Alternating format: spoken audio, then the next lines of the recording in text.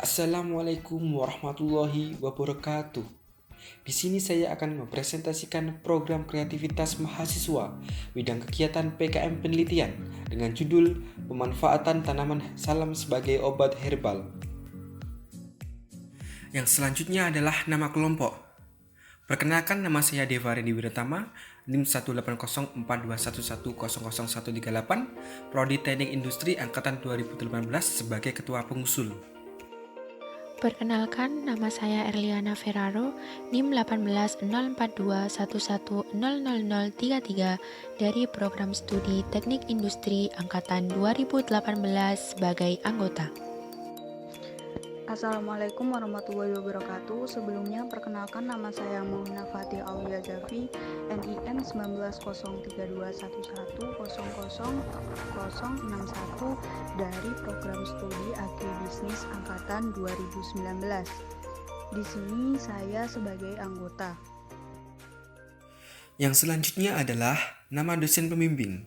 Nama dosen pembimbing PKM ini adalah Ibu Isadiah Utami STMT PhD. Selanjutnya adalah latar belakang. Tanaman salam merupakan suatu tanaman yang digunakan masyarakat sebagai pengobatan herbal, serta juga digunakan sebagai bumbu penyedap. Tanaman salam mudah ditemui dan didapatkan oleh masyarakat, dan diharapkan akan menjadi edukasi pada masyarakat tentang kandungan dan khasiat dari tanaman salam sebagai obat alternatif dan sebagai obat herbal bagi kesehatan tubuh manusia.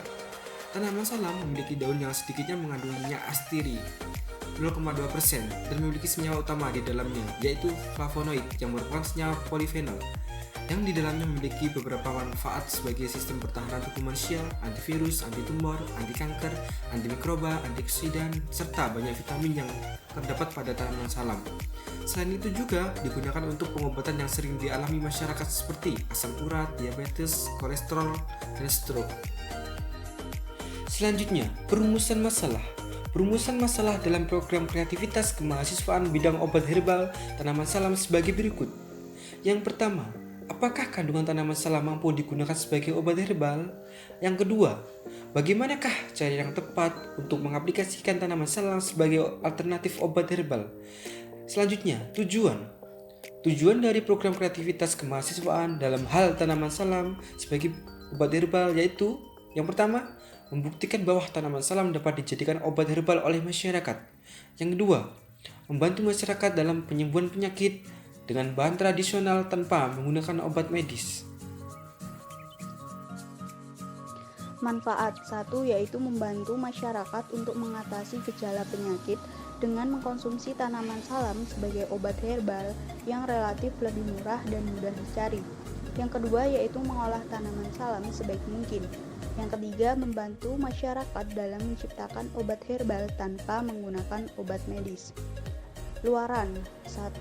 Memberitahukan kepada masyarakat tentang kandungan manfaat mengkonsumsi tanaman salam. Kedua, yaitu menginginkan supaya masyarakat mengkonsumsi tanaman salam sebagai obat herbal karena tanaman salam relatif murah serta mudah dicari. Tinjauan pustaka. 1. Tanaman salam.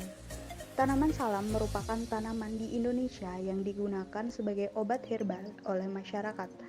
Tanaman salam memiliki daun yang sedikitnya mengandung minyak astiri 0,2% dan memiliki senyawa utama, yaitu di dalamnya juga mengandung senyawa utama yaitu flavonoid yang merupakan senyawa polifenol yang di dalamnya memiliki beberapa manfaat sebagai sistem pertahanan tubuh manusia, antivirus, anti tumor, anti kanker, antimikroba, serta antioksidan dan digunakan untuk pengobatan yang sering dialami masyarakat seperti asam urat, diabetes, kolesterol, dan stroke. 2. Obat herbal. Obat herbal adalah tumbuhan yang dijadikan sebagai obat melalui suatu proses yang sedemikian rupa sehingga melalui proses tersebut dapat menjadi serbuk, cairan, atau pil, di mana setiap proses pembuatannya tidak menggunakan zat kimia. Obat herbal memiliki berbagai macam manfaat dan khasiat. Salah satunya yaitu berfungsi untuk menyembuhkan penyakit. Namun efek yang ditimbulkan tidak seperti apabila mengkonsumsi obat-obatan medis. Namun, obat herbal memiliki suatu potensi untuk menjadi obat yang berfungsi untuk penanganan kesehatan. Selanjutnya metode penelitian. Yang pertama, metode penelitian ini menggunakan metode deskriptif, yaitu sesuatu penggunaan metode dalam meneliti objek secara matematis. Proses yang dilakukan meliputi identifikasi tempat pelaksanaan penelitian, prosedur penelitian, instrumen penelitian, indikator pencapaian, teknik pengumpulan data, serta analisis data. Yang kedua, tempat pelaksanaan penelitian. Tempat pelaksanaan penelitian ini dilakukan di Desa Gempol, Kecamatan Rejoso, Kabupaten Nganjuk. Pelaksanaan penelitian ini menggunakan kuesioner dan diberikan kepada responden. Yang ketiga, prosedur penelitian. Yang pertama, penelitian dilakukan dengan pengisian kuesioner dari responden sebagai tanda kesediaannya dalam melakukan penelitian. Yang kedua, penelitian dilakukan dan diambil sampel sebanyak 100 orang yang memiliki sebuah penyakit yang sering dialami masyarakat, diantaranya adalah asam urat, kolesterol, diabetes, dan stroke. Yang ketiga, sampel tersebut dicatat dan diperiksa penyakit yang diderita, kemudian dicatat dalam kuesioner. Yang keempat, sampel sebanyak 100 orang akan diuji dengan mengkonsumsi minuman berbahan dasar tanaman salam yang dilakukan selama kurang lebih 1 bulan. Yang kelima, setelah selesai pengujian selama 1 bulan, maka dilakukan pengujian terhadap penyakit yang diderita oleh sampel tersebut dengan memeriksa kembali penyakit yang diderita oleh sampel tersebut yang telah dicatat dalam kuesioner sebelumnya. Yang keenam, data yang didapatkan setelah mengkonsumsi minuman berbahan dasar salam akan dicatat dalam kuesioner. Yang nomor 4 adalah instrumen penelitian. Instrumen penelitian dibagi menjadi dua, yaitu alat dan bahan. Yang pertama, alat yang digunakan dalam penelitian ini adalah kuesioner untuk memperoleh suatu informasi dari responden. Kedua, bahan. Bahan yang digunakan adalah data primer yang diperoleh langsung dari responden dengan cara melakukan survei, menggunakan kuesioner serta observasi keadaan lingkungan sekitar tempat penelitian. Yang kelima, yakni pengumpulan data. Yang pertama, pengumpulan data primer. Pengumpulan data primer dilakukan dengan cara menggunakan wawancara kepada responden terkait tanaman salam sebagai obat herbal sebagai berikut. Yang pertama, tanaman apa yang digunakan masyarakat sebagai obat herbal. Yang kedua, bagaimana cara pengolahan tanaman tersebut agar bisa dijadikan sebagai obat herbal. Selanjutnya, pengumpulan data sekunder.